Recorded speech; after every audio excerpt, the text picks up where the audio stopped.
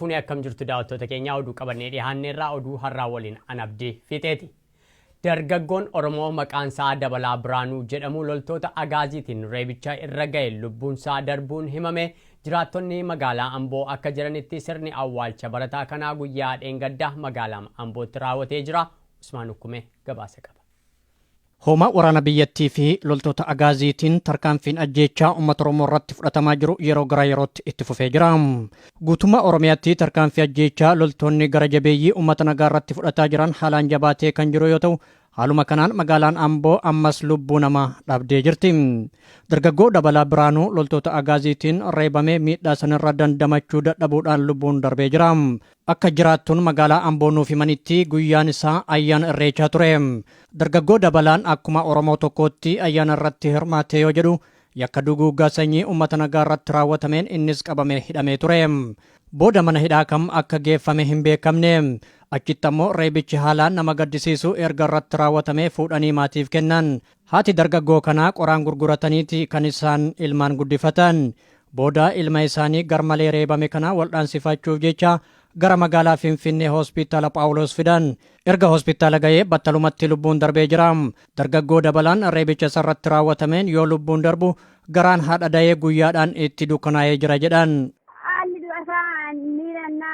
Bushooftuutti qabame achitti reebameetu poolisaan reebneetu iddoo malee dhooftee achumaan nafsiin keessaan baanee naaf talaga'u keessaa bahe. Kaardii baasanii ennaa otoo kaardii ennaa baasanii keessaa bahee achumaan reeffasaa fudhatanii galani. Hospitaala Finfinnee galee ammasitti du'ee reeffisaa achi bahee gada gaafa jimaataa awwaalanii. Loltoonni gara jabeeyyii erga dargaggoo kana reebanii innis harkatti laaffatee booda fidanii haadhatti kennan.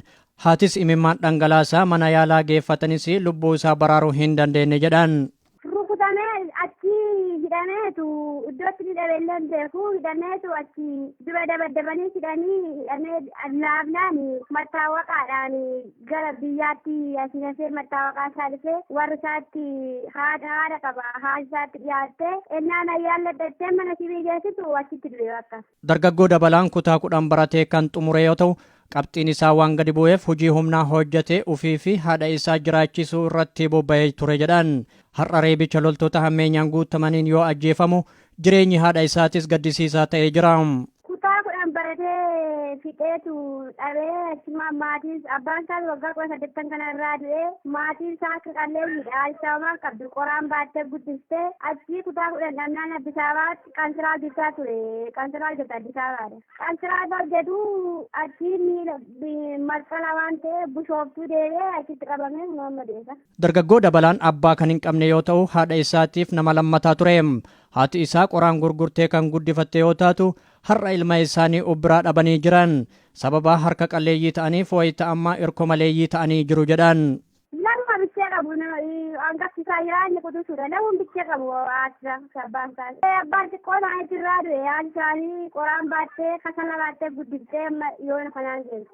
Dargaggoo Dabalaa Biraanuu godina Shawaa Lixaa magaalaa Amboo cinatti kan argamtu ganda Waddeessa Booyyee jedhamutti dhalatee kan guddate yoo ta'u, wayita lubbuun jirutti ollaa fi firoottan akkasumas maatii isaa biratti nama jaalatamaa fi kabajamaa ta'uudhaan kan inni beekamu. Maatii fi firoottan hundi har'a dargaggoo kana biraa dhabuu isaaniitiif yaaddoo fi gadda hamaa keessa jiraachuullee jiraattuun magaalaa Amboo nuuf himan. Sirni awwaalcha dargaggoo kanaa jimaata darbee magaalaa Amboo Bataskaana Iyyesuus Amboo jedhamutti raawwatamee jira. Dhiheenuma kana godina Arsii aanaa shirkatti dargaggoonni 3 abbaa fi haadhaan tokko ta'an balbala duratti loltoota agaaziitiin ajjeefamuu isaanii gabaasuun kennan yaadatama. Godina Harargee Lixaa aanaa Odaa Bultum keessatti namooti hedduun dhukkuba garaa kaasaatiin akka lubbuun isaanii darbaatti jiru himame. Itichaa Guddataa dabalata qaba. Gandoota baadiyaa aanaa Odaa Bultumitti dhukkuba garaa kaasaa mudateen guyyaa kaleessaa lubbuun daa'ima tokko darbuu isiniif gabaasnee turre. Dhukkubni kun babal'achuun namoota hedduu du'aaf saaxilaatti jiraachuu isaas keessa beektonni himaatti jiru.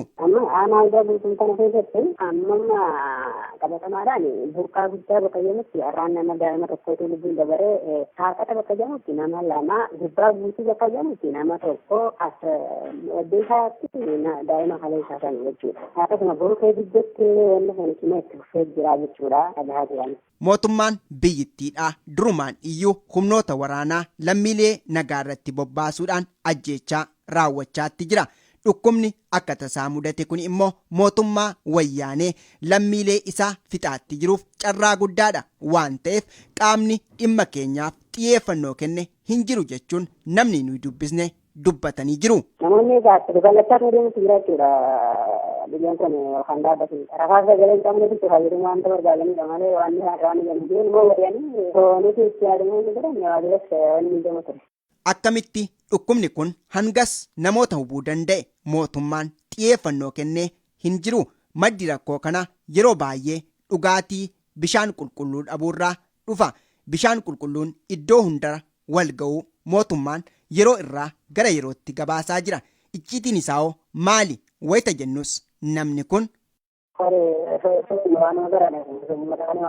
warshaa hojii isaaniitu kan waan qabatamaal hojii warra kan jiru bishaan bombaan turee dhufaa kan sababuudhaan yaa'aan isaa keessi badee bishaan kan uummata gallattifamaa kiloriin isaan hin jiru kana jechuudha qulqulliin dhabuu isaanii jedha. Dhukkubni koleeraa kun godina Harargee Bahaa aanaa Jaarsoo fi magaalaa Jigjigaa keessatti lubbuu namoota hedduu du'aaf saaxiluu isaas isiniif gabaasuun keenya ni yaadatama. Oduudhuma wal qabateen yuunivarsiitii Haromayaa keessatti dhukkuba daddarbaatiin barattoonni du'aa jiraachuun himame. Guutuu gabaasa kanaatiif Usmaan Ukkume. Dhukkuba daddarbaa fi kan nama qofaasisu yuunivarsiitii Haromayaatti mul'achuudhaan barattoota irraa miidhaa lubbuu dhaqqabsiisaa akka jiru himame. Akka barattoonni jedhanitti tibba kanarraa jalqabee hagammaatti balaa dhukkuba kanaatiin lubbuun barattoota lama darbee jira. Ammas barattoonni hafan yaaddoo keessa seenanii jiru jedhan. Barataan nuti dubbifne maqaa barattoota lubbuun darbanii nuuf hime tajaajila wal'aansaa dhabuudhaan kan haala nama gaddisiisuun lubbuun isaanii darbe. Barataa Heenok Tililuu fi barataan Nugus Abbuu kan jedhaman yaala osoo argateen lubbuu isaanii darbee jira. Akkasuma mana yaalaa keessatti barattoonni amma ammallee dhukkubaan dararamaa jiru qoricha argachuu hin dandeenye baay'ee rakkisaadha. Baay'ee kan nama rakkisudha. Doktoroota achi keessaa yoo gaafanne uumaa gochuu hin dandeenye nuun jedhani. Baay'ee isaanis baay'ee wajjin gaddu. Kan torbee darbeellee Heenokidha. Kan jimaata darbeellee immoo Nugus Abbuu jedhama. Mallattoon dhukkuba kanaa nama qofaasisuu, qaama namaa oowwisuu fi haalaan kan nama dadhabsiisuudha. Dhukkuba akka tasaa mooraa isaanii keessatti barattoota miidhaa jiru kanaaf qoricha talaallis ta'ee wal'aansi gahaan kennamaa fi akka hin jirrellee dubbatee jira. Dhukkubichi calliseetuma nama qofaasa. Ijoolleen qofaasii tokkoffaa lammaffaa immoo dhibeedhuma jira. Akka qorra wayii fakkeessee dhukkuba rakkoo isaa waliin beenne wanta baay'ee nama tinidha.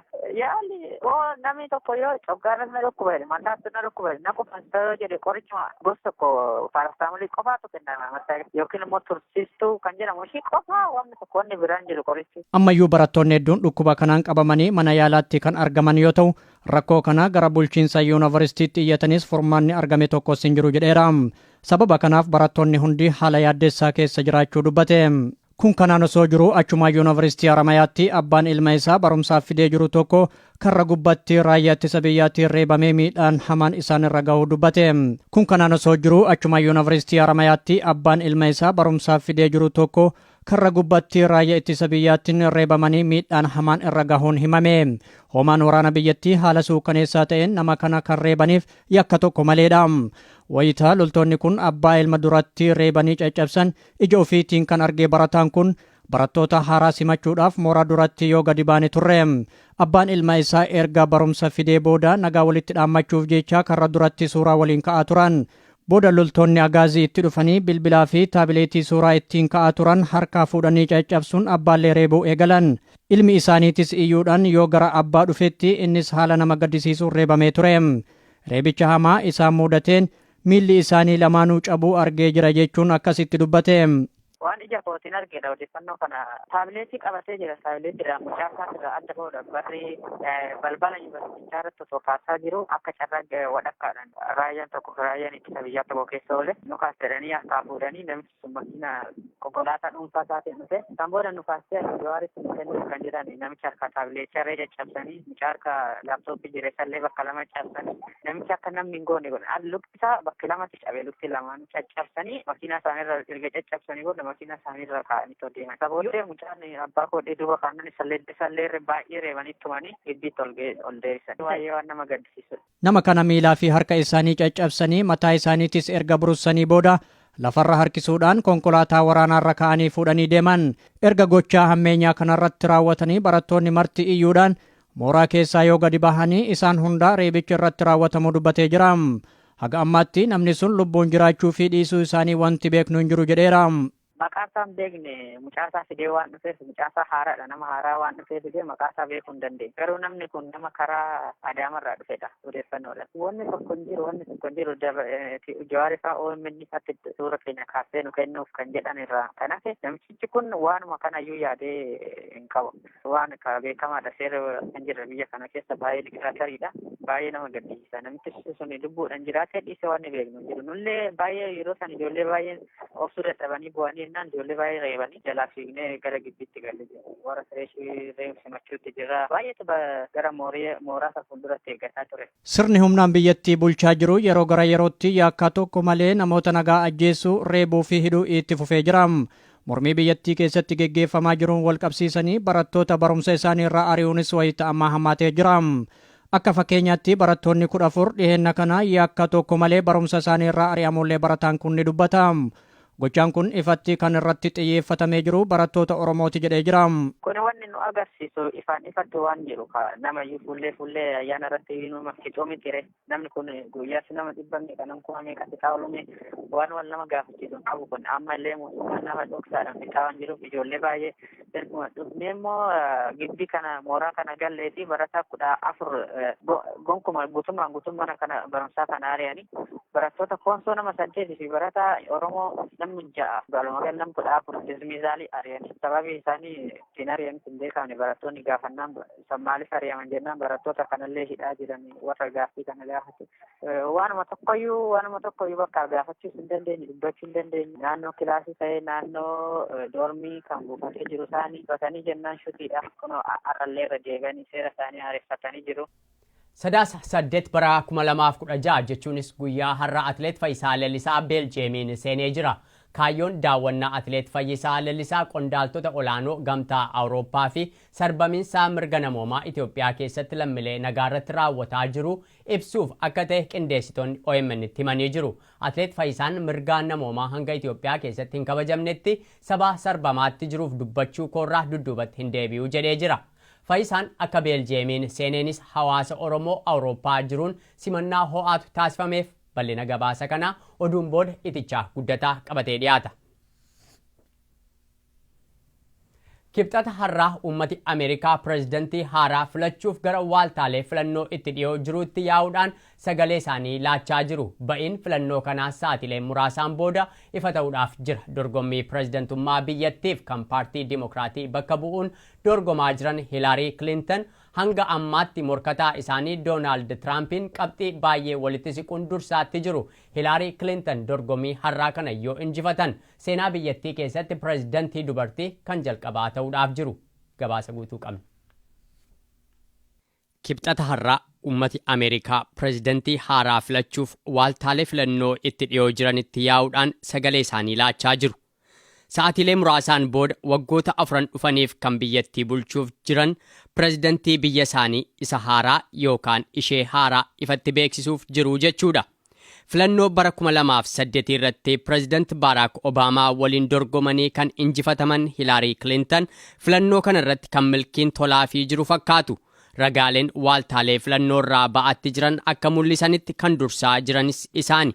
paartii riippaabilikaanii bakka bu'uun kan adde hilaariin morkatanii dorgomaa jiran doonaald tiraamp nama goyoomsaa jaallatanii dandeettii biyya bulchuu nama hin qabne nama haasaadhuma afaanitti dhufe haasaan namni akkasii biyya keenya kabajamtuu kana bulchuu hin danda'u jechuun pireezidaanti baaraak obaamaa fi haati warraa isaanii adde misheel obaamaa hanga eda galgalaatti akka uummati ameerikaa ba'ee hilaarii filatuuf ifatti uummata dadammaqsaa turani. Keessumaa Obaamaan haasaa isaanii kaleessaa kutaa biyya Pensilveeniyaa irratti uummata 40,000 ta'u dura dhaabbatanii haasaaniin nama paartiin isaa wanta inni Tiwiitarii isaa irratti barreessu amananii itti laanne nuti akkamiin furtuu niwukilarii amannee itti laannaa jechuun dandeettii Doonaald Tiraampiin ifatti qeeqani. Over the weekend, his campaign took away his Twitter account. Now, if your closest advisors don't trust you to tweet, then how can we trust him with the nuclear codes? Gama biraan kan yeroo adda addaatti Hilaarii Kilintan ittiin komatamaa jiran keessaa tokko kan ta'ee fi filannoo kana irrattis kan baay'inaan gufuu jabaa itti ta'aatti jiru waa'ee iimeelii dhuunfaatti fayyadamuuti. Obaamaan haasaa isaanii kana irrattis dhimma iimeelii kanaa ilaalchisee daayireektara biiroo qorannoo federaalaa James Comey qeeqan. James Comey filannoo kana irratti Hilaarii irratti dhiibbaa uumuuf jedhanii waa'ee iimeelii kanaa yeroo kanatti kaasanii jechuun qeeqan Obaamaan. Filannoon Ameerikaa kun dhimma dinagdeef siyaasaa qofaa osoo hin taane yaada uummati kaadhimamaa sanaaf qabullee baay'ee murteessaadha.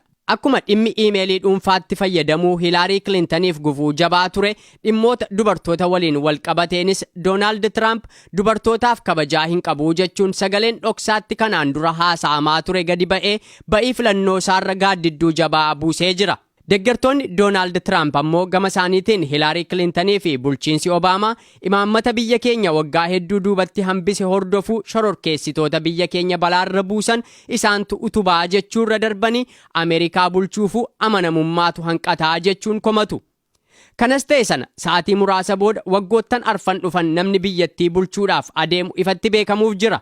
Doonaald Tiraamp pireezidantii yoo ta'an akkuman barcuma masaraa sanaarra gadi taa'een hojiin koo inni duraa tajaajila fayyaa Obaamaan bara aangoo isaanii akka hojiirra oolu taasisan kan Obaamaa keer jedhamu sanan dhabamsiisaa jedhani. Haga har'aatti eenyuun akka filachuuf deeman kanneen hin beekne hundi erga sagalee isaanii laataniin booda gara galgalaa ba'iin filannoo kanaa ifa ta'a.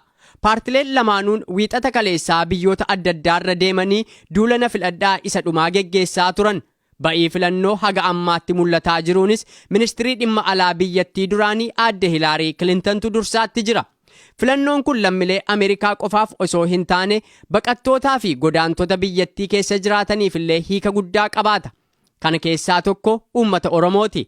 Haala gaaga'ama siyaasa yeroo ammaa Itoophiyaa keessatti mul'ataa jiru ilaalchisee filattoonni hedduun kaadhimamtoota kunneen keessaa siyaasa biyya kootii keessatti ga'ee qabaachuu malanii kan ittiin jedhan filachaa jiru.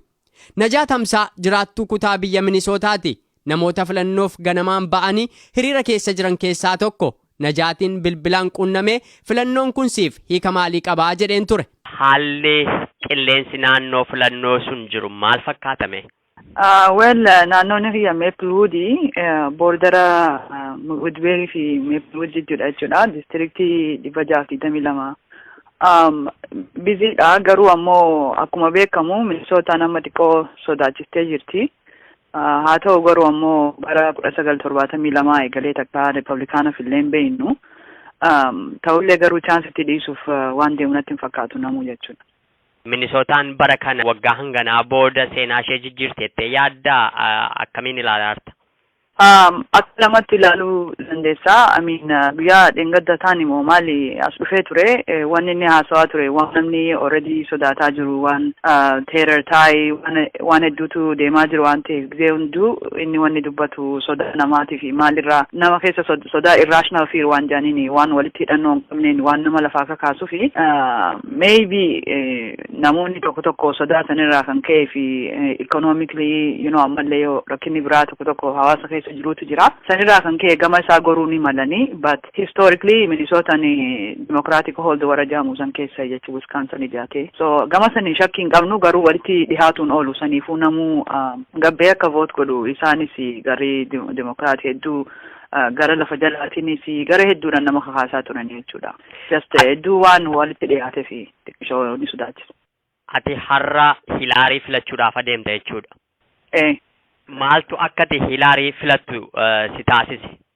Walla karaa hedduutti ilaaluu dandeessa yoo amma Donald Trump fi platformii inni dhiyeesse or platformii illee jaamu haanuma jennu san keessa foreign policy ummata biyyoota hedduu haasawaa garuu akka jirti kontinentii Afrikaa ignore godhee jira yoo namni dhaggeeffateessi websaayitii sirasii waan inni amma Mayflower DCT April dubbate yoo dhageesse vision isaa akka foreign policy dhiyeesse ka addunyaa maraa garuu san keessa Afrikaa keessaa biiti maqaadhaan Tanzaniyaa sanuu gaafa imbaasiin Ameerikaa dhoome qofa maqaa dhawe biyya sanuu jechuudha. So guutuu kontinentii Afrikaadhaa biyya 54 isaanii wajjillee walitti hidhannoo qabdu kana san jeen dubbanne jechuudha. There is no vision there. So nama kana as gabbee keessaa specifically waa'ee Oromiyaa dantaa godhatee mata duree waan ofii dajee yaadu gama kiyyaan. Akkuma jirutu hubannuma kontinentii sanii guutuu hin qabu.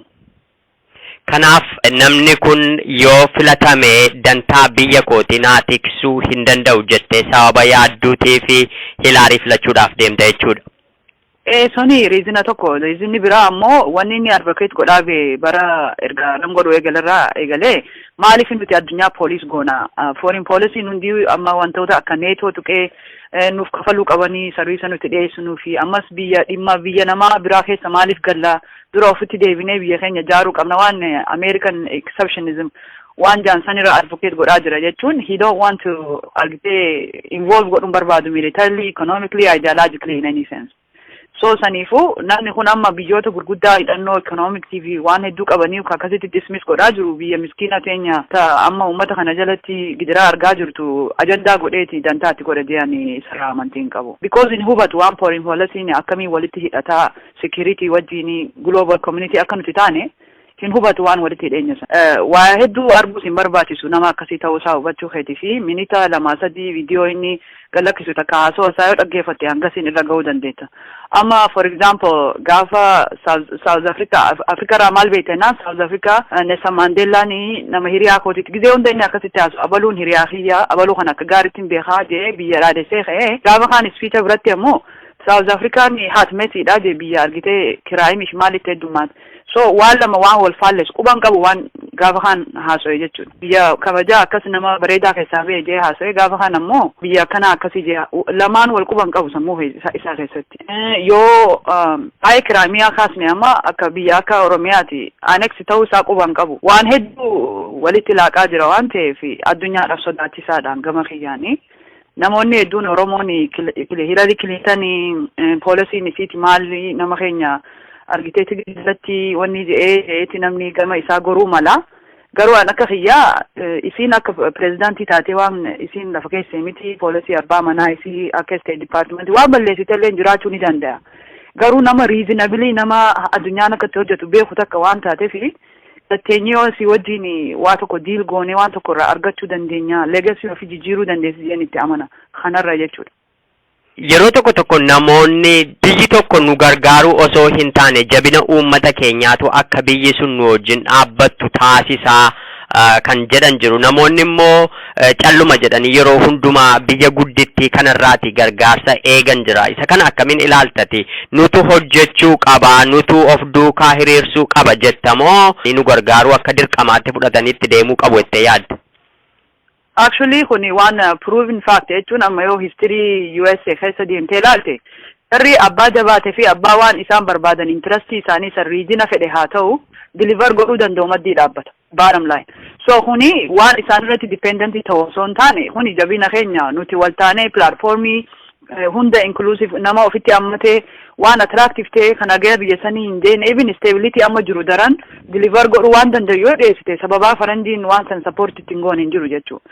So kuni amma ani gama kiyyaani biyya kanaan nu gargaaruu qaba takka nu sosoosuu qaba wanni jaamu kuni self defeatist agenda maaliifi bilisummaan nama gargaarsa namaatiin si dhufte illee haluus hin baasu dura. Siigalee so abbaan nuti kuni hojii keenya yoo dabaannee dhiyaannee ajandaa keenya afaan tokkoon kana wanni nuti deliver godhuu dandeenyu interesting keessanillee inshuur taanu jalatti amma daran jennee waan dhiyeessinu taate faranjiin maaltu geeni isaan jechuun biyya abbaa isaaniitii miti nuutu itti dhiiga biyya san malee isaan wanni barbaadan interesting sun riijina isaan keessaa waan qaban kabajamuudha kalaas abbaan barbaade bulchee oolee jechuudha.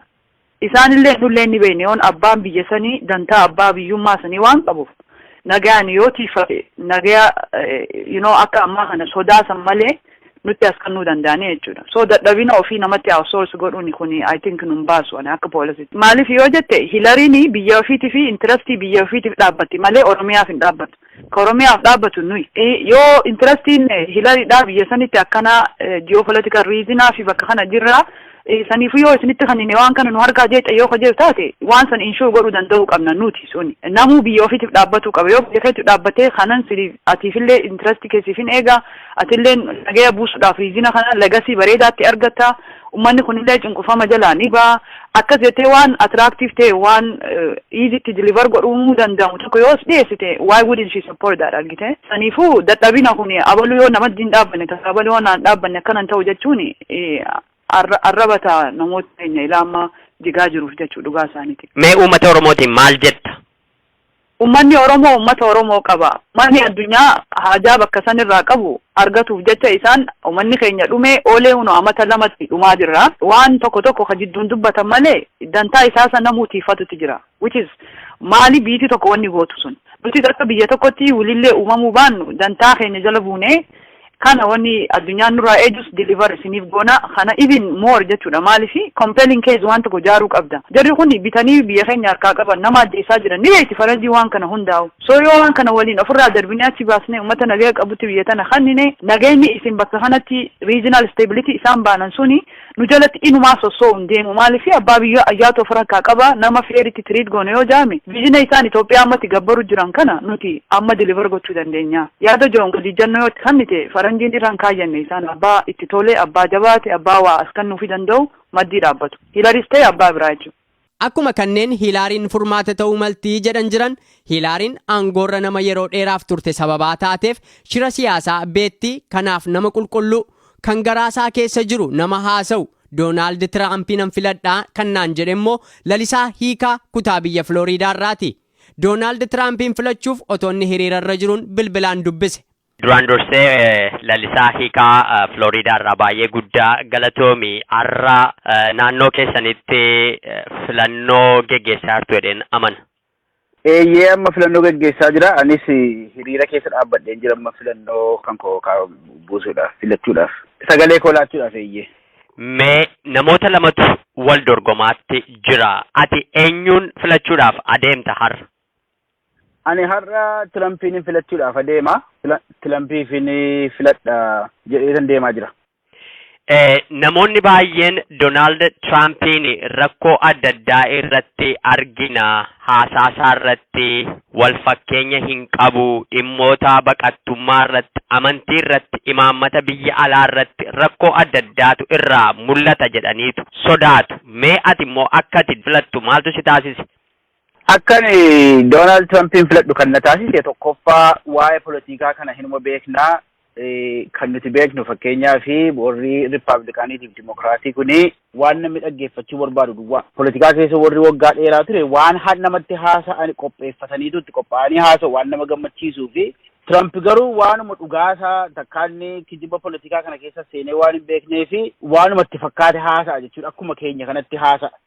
Hilariin garuu waggaa 30 waggaa 40 politikaa kana keessa turte waan ta'eefi lafatti kijibdus beekti. Kanaafi wanni isheen haasoftu baay'een isaa waanuma warri Rippaabilikaanii kaanis warri Dimokiraatii ta'e wajjin haasa'anidha jechuudha. Kanaafi Trump wanti inni haasa'u dhugaa haasa'aa jedhee mana garuu akka sirriitti haasa'uudhaan beeku malee Hilariinis wanta isheen yaaddu waanuma sana jedhee yaaddu. Seen amma wanni isaan hojjetan gara dhumaatti waanuma wal fakkaatudha waan isaan biyya kanaaf hojjetani garuu isheen gaafa namatti haasoftu waan namni dhaggeeffachuu barbaadu waan beektuuf artikuleetii goote haasofti. Tiramp garuu akkasumatti baasee haasa'a. Garuu garaagarummaan isaanii inni guddaan inni ani irratti Tirampiin moor filadhuu fi Tiramp hamma ammaatti biyya bulchee waan hin beeknee fi namas miidhee hin beeku. Hilariin fakkeenyaaf biyya keenya yoo laallee karaa abbaa manaa ishee pirezidaantii durii Kilintaniin miliyoonii 20 fakkeenyaaf Allaamuuddiin irraa fudhatanii. Kanaaf Hilariin waan mootummaan Itoophiyaa kun barbaadu hundumaa gootiif. Tiramp garuu kana hundumaa keessaa waan hin qabneef filannoo koo kana mo'ateeraa jechuudha.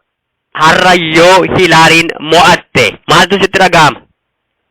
Akkuma ani kana jedhu namooti warri kan biraanis warri Hilarii deggaran jiru egaa congratulation jedhee manitti dhiisee biraa deebi'a malee egaa dimokiraasiin kun wanti namatti tolu abbaan mo'amee maduu fiigaa manatti gala malee achi gadi ba'anii dubbii kan biraa keessa galuun hin jiru. Anis gammadee manni pirezidaantummaa ishee kabajee egaa karaa biraan immoo deebi'ee akka inni ittisee wajjiniin hojjedhus immoo meebii yaada ishee jijjiiruu akka itti danda'u irratti hojjedha jechuudha. Dimokiraasii akkanaa kana biyya keenya akkamiin wal bira qabdee laaltame? Egaa akkuma beeknu inni kan biyya keenyaa kun dimokiraasii kijibaatee kitaaba irratti barreessanii dimokiraasii jedhu malee gaafachi garagalanii mo'amuu isaaniis hin barbaadanii deebi'ees immoo sirnumaanuu filannoo sana hin geggeessanii wanni isaan fakkeenyaaf biyya keenya irratti nama ajjeesanii waanuma afaanumaan illee waan haasoftuunitu xiyyiidhaan dhufanii manatti dhiyaan ishee ajjeesu. Kanaaf waluma bukkeeyyuu hin dhufu malee tasa.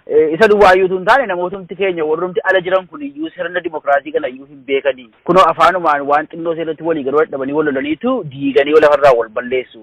Kanaaf nuti baay'ee booddeettafnee jirra mee barumsuma xiqqoo seera kanarraa habarannu jedhee tayyaada jechuudha. Lalisaa Hiikaa Floriidaa irraati yaada nuu laatteef baay'ee guddaa galatoomi ulfaadhu. Galatoomaa isin. Sa'atiilee muraasa booda waaltaaleen filannoo erga cufamaniin bakkeen murteessoo ta'an ilaalamee bahin filannoo kana harruma ifa ta'a. Hiilaarii Kilintan filannoo bara 2016 kana injifatanii jennaan seenaa waggaa 240 keessatti Ameerikaan yeroo pirezidantii dubartiin bultu nama duraa ta'uuf adeemu jechuudha. Nama hidda dhalata Afrikaa lammii gurraacha pirezidantii biyyattii jalqabaarraa seenaa keessatti dubartiin yeroo duraatiif pirezidantii ta'uun aangoo walitti dabarsuun ammoo seenaa biraa ta'a jechuudha. Egaan daawwattoota keenyaa oduun har'aaf jenne kanumaa amma gara gabaasa addaattan isin dabarsaa gama kootiin nagaatti.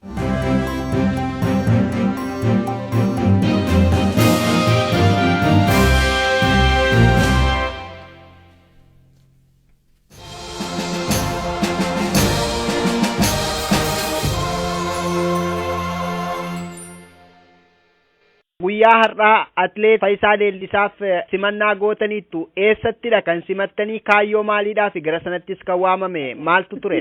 Ayya galatoomicha akkuma beekamu egaa kanaan dura beeksisaa turre karaa OMN atleet Faayisaa Leellisaa gara ardii Awurooppaatti dhufee pirezidaantii paarlaamaa Awurooppaa obbo Maartin Shulziin dabalatee hooggantoota qondaaltota olaanaa wajjiniin wal arguu fi keessattuu gaa atleet Faayisaa Leellisaa atleetii maaraatoonii qofaan beekamu qofa miti.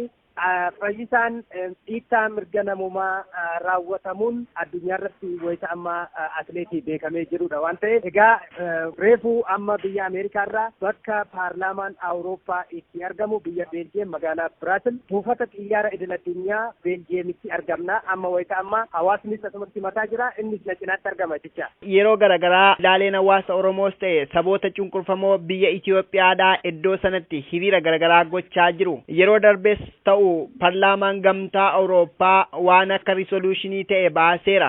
Dhimma kana faana wal qabsiisee tarii daawwannaan atleet Faayisaa Leellisaa waan addaa maal qabatee dhufa jedhameeti kan abdiidhaan eegamaatti jiru Dammaqaa. Dhuguma gaaffii gaariidha. Kuni akkuma beekamu hawaasni Beeljiyeemis ta'e akkuma Awurooppaattu yeroo adda addaatti hiriira adda addaa qopheessuun gaggeessaa bahanii haa ta'uuti hiriira isaan godhaa turan sun yeroo darbee ajjeechaa jumlaa dhiittaa mirga namummaa uummata keenya irratti biyya keessatti raawwatamaa jiru irraa kaka'een murtoo jajjabduu ka jedhu ka dabarsee gamtaa Awurooppaati. Gamtaan Awurooppaa gaa murtee sana hojiirra oolchuudhaa fi hawaasni Beeljiyeemis ta'e kan naannoo kanatti akka Awurooppaatti argaman tattaaffii godhaa turani. Inni ammaa kun garuu duula dippiloomaasii keessaa qaama olaanaati jechuu danda'ama. Maalis pirezidaantii dabalatee qaamota aangawoota paarlaamaa Awurooppaa, koomishinii paarlaamaa Awurooppaa wajjiniin atileet Fayyisaan wal arguuf deemaa jechuudha. Gama dippiloomaasiitiin kun injifannoo guddaadha kan herregamuu danda'amu. Haa ta'u akkuma tikaasteeyyuu dammaqaa keessumaa erga biyya Biraazil magaalaa Riyoo irratti atileet Fayyisaan mormii isaa agarsiisee miidiyaaleen idil-addunyaas ta'e qondaaltonni olaanoon biyyoota garaagaraa dhimmichaaf iddoo kennaniiti kan isaan jiran akkuma tikaasteeyyuu. Haa ta'u sirna simannaasaa kanarrattis ta'e dhimma iddoo sanatti akka waamamuu irratti kan qooda fudhatanii waldaalee hawaasa Oromoo qofa moo waldaaleen hawaasaa biroos keessatti qooda fudhataniiru? Akkuma beekamu qophiin guyyaa lamaa fi amma borirraa kaasee gaggeeffama. Amma galgala kana buufata xiyyaara idil-addunyaa biyya Beeljeem Biraazilsitti simatamee jira. Borir ganama kaasee warra aangoota hojii wal arguuf deema. Sa'aatii booda immoo sagantaa ragaa bahiinsatu jira. Sagantaa ragaa bahiinsa kanarratti dhaamsa inni dabarsu jira. Isa biratti immoo aangawoonni paarlaamaa Awurooppaa warra biyya keessaa affeeran jirani. Keessattuu Piroofeesar Mararaa Guddinaa fi Piroofeesar Biraanuu Naggaallee affeeramaniiru. Akkuma argitu yeroo ammaa kana warri nu biratti argamani hawaasa Oromoo Beeljeem qofaa miti. Warri sabaaf sablammoonni Itoophiyaa as nu cinaatti argamu simannaa isaa irratti illee argamaniiru jechuudha. Gaafa kamisaa immoo haaluma kanaan Fayyisaan gaazexeessitoota warra ardii Awurooppaa keessa jiran bebbeekamoo wajjiniin pirees konferensii yookaan immoo ibsa gaazexeessitootaaf kan kennu ta'a. Sa'aatii booda immoo hiriira guddaatu qophaa'ee jira. Hiriirri kun immoo akkuma kanaan dura beeksifne adeemsa mormii diddaa gabrummaa waggaa tokko guutuu odoo walirraan cinne godina Shawaa Lixaa magaalaa Giincitti eegalee gaggeeffamaa jiruu fi uummata keenya kumootaan lakkaa'aman of biraa dhabne isa sababeeffachuun waldaan hawaasa Oromoo ardii Awurooppaa warra koree waan kana qindeessan wajjin ta'uudhaan kan qopheessaniiru jechuudha. Achirrattis atileet Fayyisaa Leellisaa kan argamu ta'a jechuudha. Isa kanarratti waan kana galmaan gahuudhaan keessattuu sagantaan kun akka milkaa'u godhuun an irratti hojjete aktiivist Garatuu Tufaati. Inni kun maqaa daawwattoota keenyaan hedduu galateeffachuu barbaanna. Egaa walumaa gala haala kanatu deemaa jira jechuudha. Amma ati gara ardii Awurooppaa kana deemteetta. Iddoo kanatti immoo qondaaltota olaanoo biyya sanaa dubbisuudhaaf jirta. Dhaamsa maal dabarsuudhaaf kanatti jirtu mee gabaabinaan natti himi? Ani ka dhaamsa wanti ani dabarsuuf barbaadu akkuma beekamu keessatti biyya keenya keessatti gochaawwan gara ammeenya yeroo ammaa kana ta'aa jiru fi waanuma Oromiyaa keessa fi biyya Itoophiyaa jedhamtu san keessa wal qabatee yeroo ammaa kana deemaa jiruun isaaniif ibsuu barbaada jechuudha. Haa ta'u yeroo dhiyoo haati manaan obboleessa keedhaa atileet Addunnaa Leellisaa gaazixeessituun Faanaa Biroodkaastiin Korporeet kan taate yoon dogongoruudhaaf baadhee aadde Tsaay Daamxoo hojii isheerraa dhoowwamtee jirti. Dhimmi kun dhimma kee faana wal qabatamoo haala kamiin ta'e? Isa kana gaafa dhageesse maaltu sitti dhagaamime? Haalli kunis wal qabachuu danda'a. Maaliif maatii biyya keessa namni hojii mootummaa hojjetu hin jiru. Kaan immoo qotee bulaadha. Isaan kaan immoo hojii dhuunfaa isaa irratti hirkatanii kan jiraatanii. Ishii duwwaadha kan hojii mootummaa keessa jiru. Balaadhumaan haala biyya sana keessa jiru saaxileerra kan ka'edha. Kan isaan akkana godhanii duraan akkana ni jirtachuu hojjechaa turte. Haala gaariin hojjechaa turte amma sanatti isuma wal qabateeti natti fakkaata. Booruftaan tarii sodaa addaa qabdaa? Maatii makoo birayyuu ni ga'u, daa'ima koo birayyuu ni ga'u kan jedhu sodaa akkasii qabdaa ammati? Eeyyee nan qaba. Maaliif isheenis maatii waanuma maatii jiraannu haala kanaan dhufanii isaan ammanatti eegalan ji'a lama keessatti ishii hojii keessa ari'anii gocha kana fakkaatu kana raawwachuun isaanii maatii kiyya bira wanta hin jiru. Haaluma kanaan jechuudha.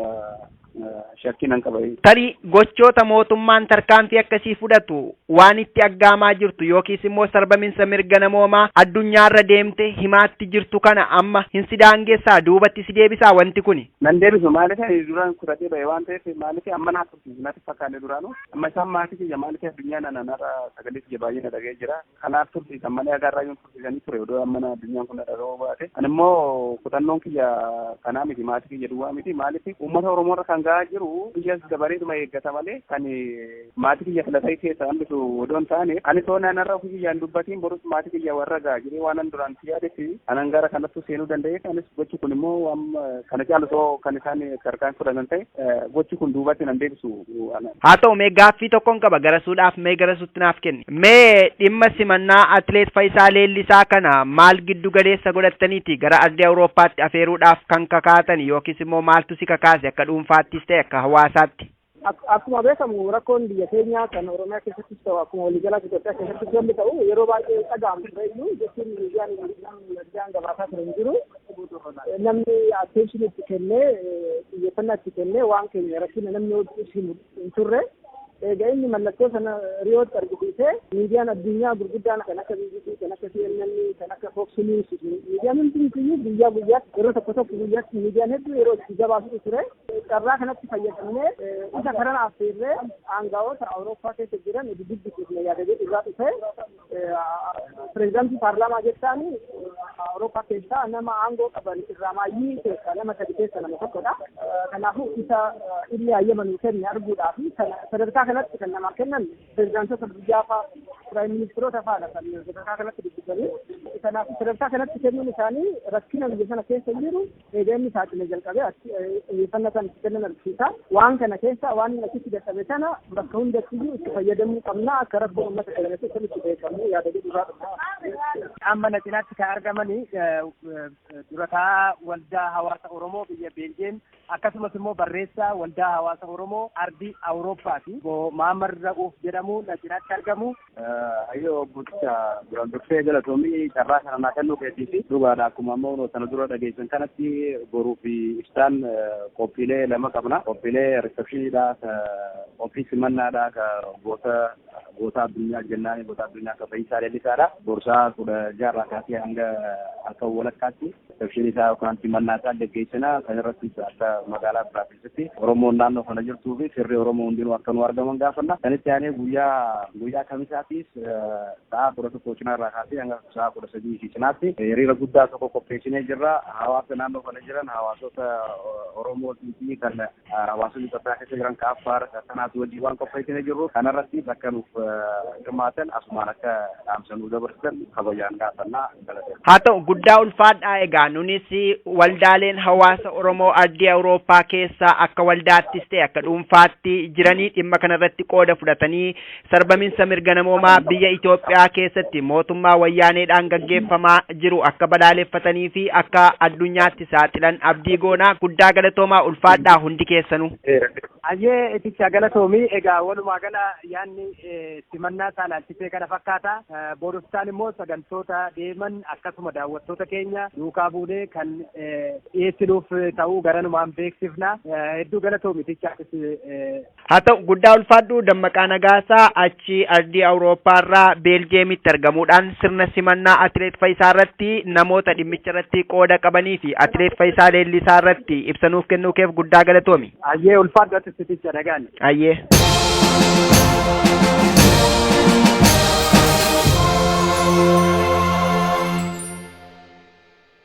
Warri OMN'n karaa bilbilaatiin hordoftan lakkoofsi kanaan dura ittiin hordofaa turtan jijjiiramuusaa isin beeksifna. Haaluma kanaan lakkoofsofni haaromni tolaan OMN ittiin dhageeffachuu dandeessan kanneen United States keessa jiraattan 641 552 5055 United Kingdom 0330 332 6333 Germany 511 090 4047 Norway 2195 32 08 Sweden 08 403 031 94 Italy 06 899 730 19 South Africa yookaan Afrikaa Kibbaa 271 210 03 057 Austraaliyaa 0280 72 5170 irratti nu dhageeffachuu dandeettan. Biyyoota birootiif lakkoofsa haaraa akkuma baafneen isin beeksifna. Galatoomaa OMN.